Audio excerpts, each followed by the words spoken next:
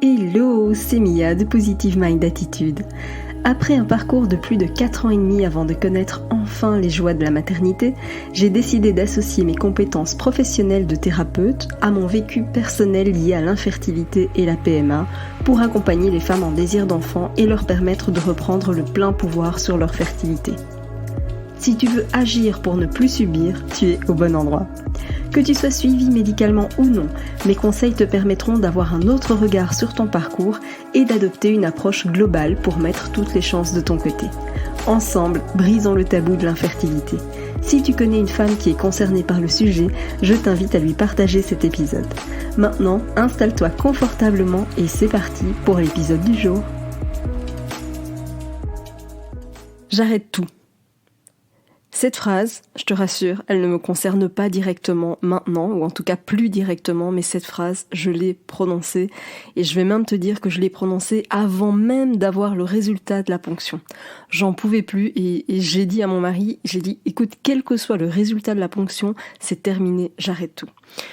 Cette phrase-là, je l'ai aussi prononcée quand j'ai eu l'échec de ma FIV, quand j'ai appris le résultat, que j'étais en hyperstime, etc. Eh bien, ça aussi, j'ai dit à ce moment-là aussi, j'ai dit c'est fini, j'arrête tout.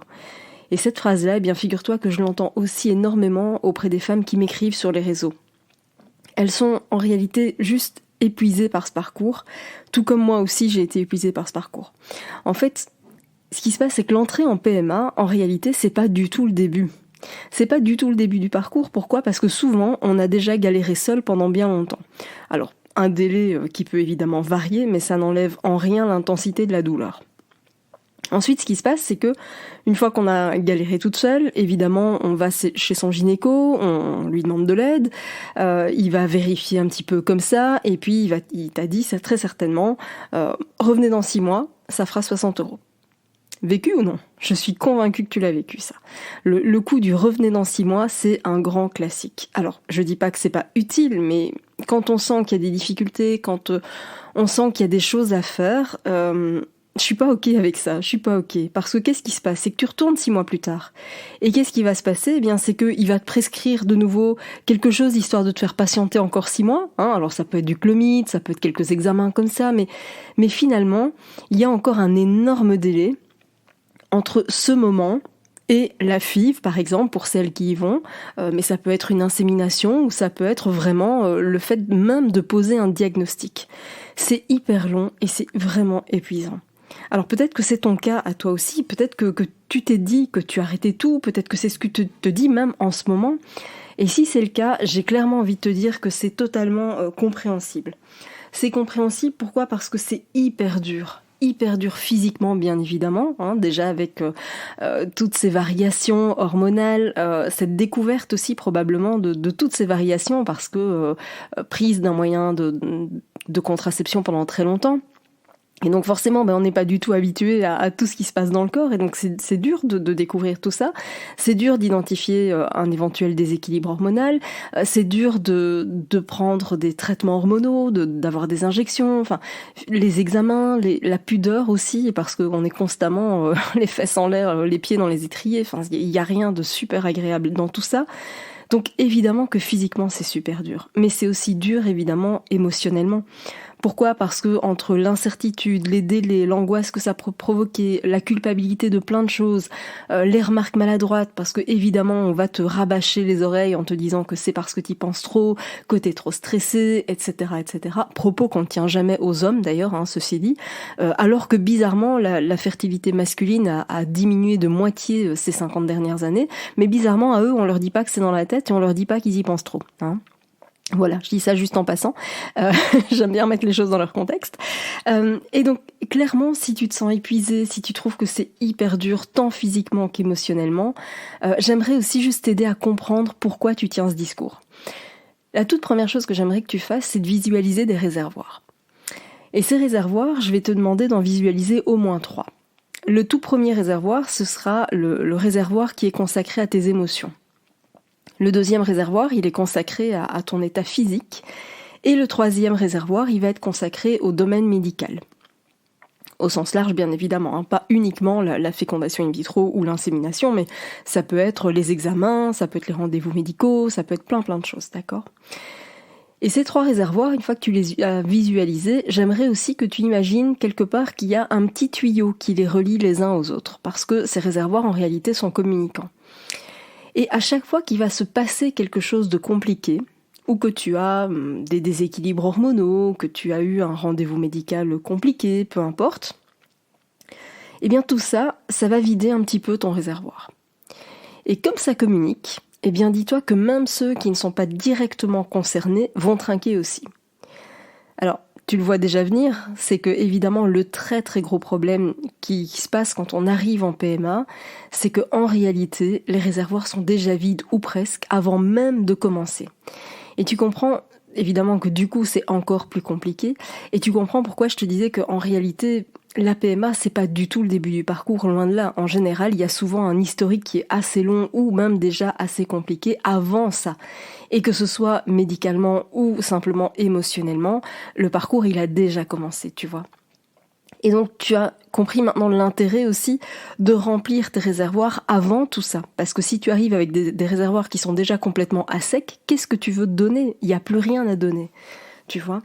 Alors, c'est d'ailleurs pour ça, c'est pour cette raison aussi que je t'accompagne sur tous ces piliers, et c'est pas pour rien si les taux de réussite que j'obtiens sont si importants.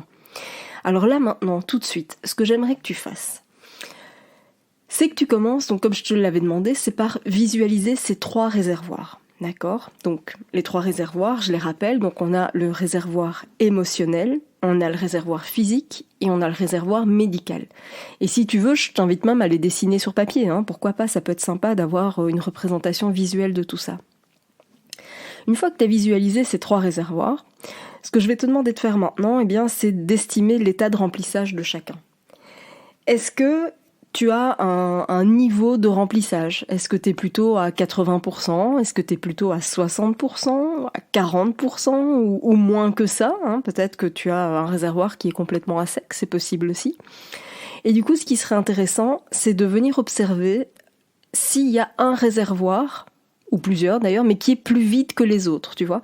Est-ce que tu as un réservoir qui est encore plus en difficulté que les autres ? Ce serait intéressant d'aller observer, d'identifier déjà quel est le réservoir qui est à sec, voire qui est complètement dans le rouge. Peut-être même d'ailleurs que ce sont les 3 réservoirs qui sont complètement dans le rouge. Et si c'est le cas, j'ai envie de te dire, rassure-toi, c'est pas un drame, je suis passée par là aussi.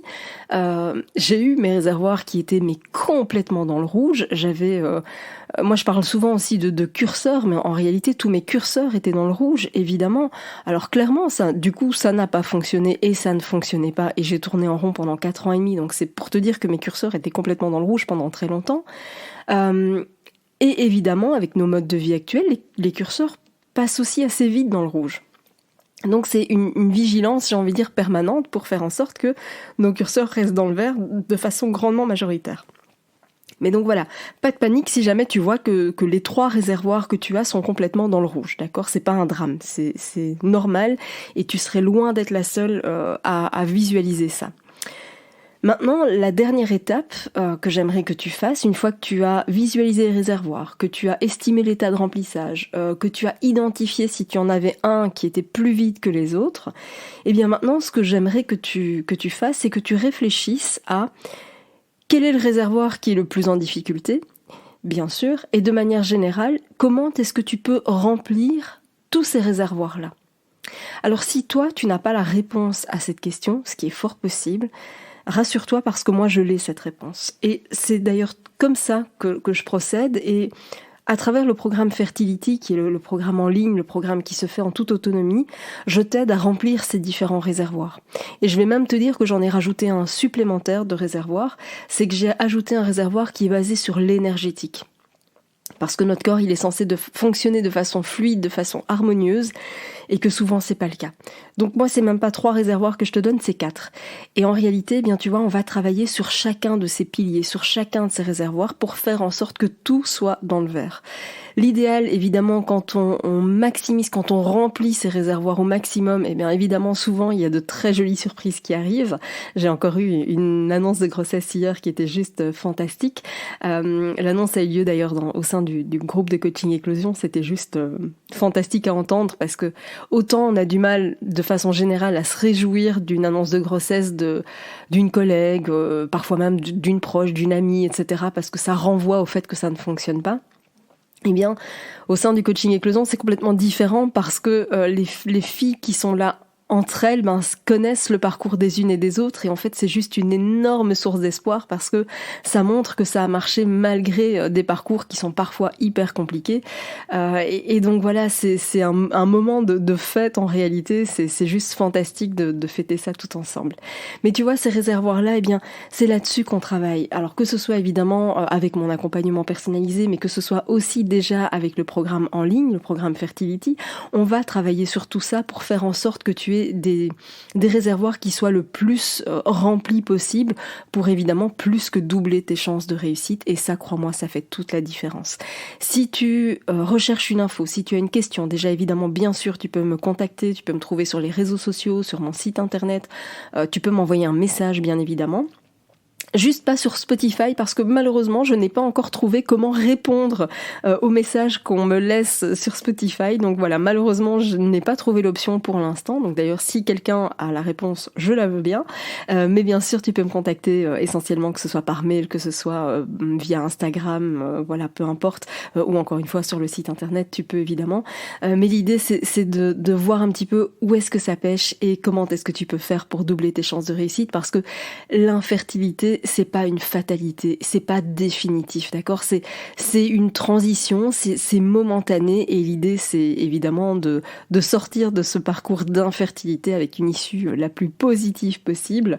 Et donc voilà, je me ferai un plaisir de t'accompagner toi aussi, je me ferai un plaisir de t'aider à remplir tes réservoirs. Donc si ça t'a parlé, je t'invite bien sûr à me laisser un message, je t'invite à me contacter si tu sens que tu as besoin d'un coup de main, mais en tout cas rassure-toi, tu n'es pas la seule. Si tu te rends compte que tu as un réservoir qui est vide, rassure-toi, tu es loin d'être la seule et rien dans ce parcours n'est fait pour te remplir ces réservoirs malheureusement. Donc l'idée c'est de se dire ok, on fait un bilan, on fait un état des lieux, on prend les choses en main et crois-moi, on peut totalement changer la donne.